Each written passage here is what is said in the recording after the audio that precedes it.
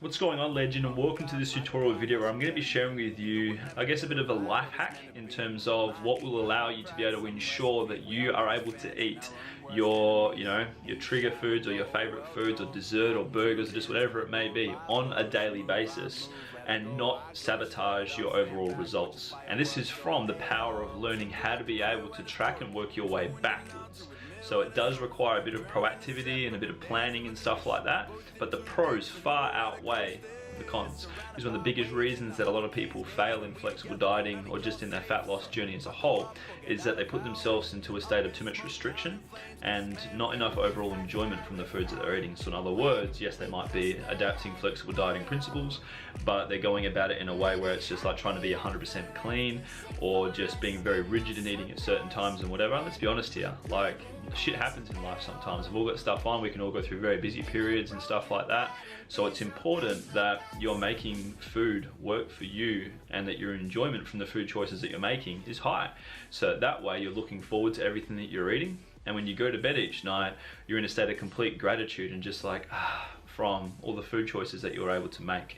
So what I'm gonna be doing here is just doing a bit of an example through good old MyfitnessPal. So we're gonna fire that up now. And I'm gonna start recording my screen.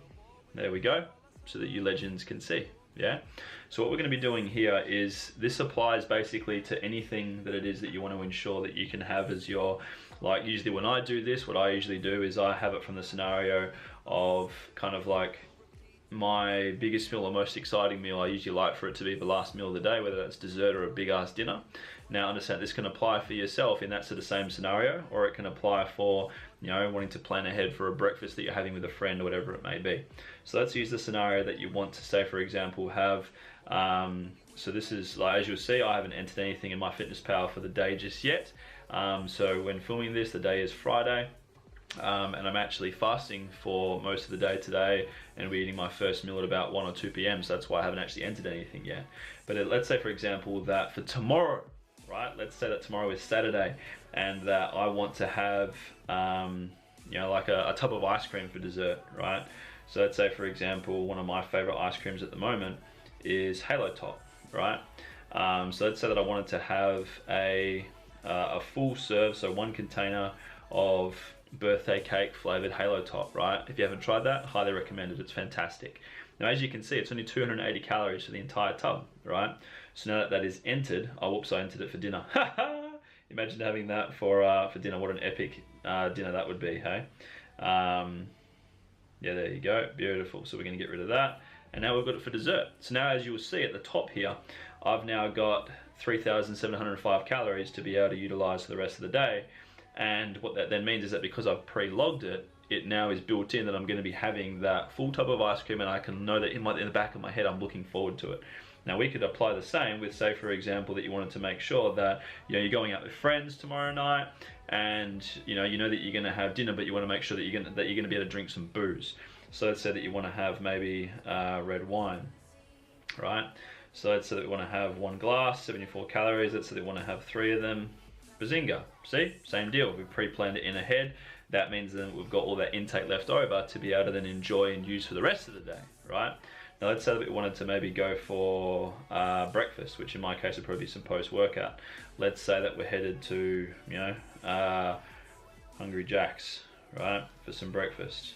They do a mean breakfast, I'll tell you that. Let's say we want to have pancakes, right? Let's see. No, not pancakes. What would I want to have if I was going to there? Let's say that I want to have a brekkie wrap, right? Because they're really nice. Hungry Jack's brekkie wrap. There we go, 526. Let's say that I wanted to have one of them. Awesome, there we go. See, it's built in, and now I can obviously see then that I've got then the rest of the intake to be able to utilize throughout the day. Now, what I encourage is that, let's say for example that I was going to be going out to, Nando's for dinner tomorrow, and then I was going to have, a coleslaw, that I was going to have, let's see, Nando's again, that I was going to have 4 of the tenderloins, and then maybe, some Halo Top for dessert, right? Now, let's say that I'm going to have a whole thing just there. No, not 1 cup, 1 container. There we go, beautiful. So as you can see, 681 for the whole lot. happy days, that's not too bad. But now what you need to be thinking in the back of your head is, it's like, cool, okay, I know that that's what's planned in advance. If you got the top here and you press, so if you go to the bottom here and you press nutrition, you can see here that my protein is still quite low. Everything else is not looking too bad. So what that then, like if you're thinking in ahead, what you should then be thinking is like, cool, okay, well, what I need to now do is to kind of plan my way backwards now, so that way I can still hit my protein and hit my fiber. So what I'd be doing if I was you then is, if you're having like a big feed like that, and it's pretty carb dense, whatever it may be, is to, for lunch, make sure that you're getting in a decent amount of protein there. So you might have like some chicken breast, which would be awesome, 220 grams, that's a decent serve. And then maybe like, some salad or something like that. So in my case, I always like to have a superfood vegetable mix. That's a really nice way to have some salad. And as you'll see there, a decent amount of fiber.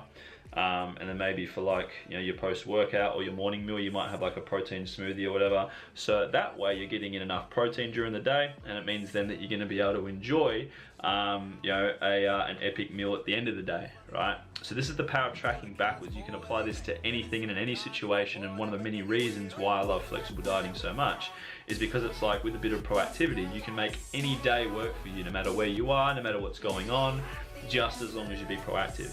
Because one of the big reasons why, obviously dieting fails for a lot of people is that they can't handle the restriction, they can't handle the rigidity of it, right? Now the whole idea here with flexible dieting is that, you kind of create your own level of rigidity or sameness or routine or whatever it may be through your own choices.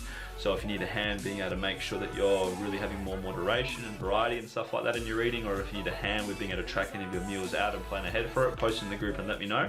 Otherwise, really hope you gained some value for watching this video, and I'll see you in the next one. Catch ya.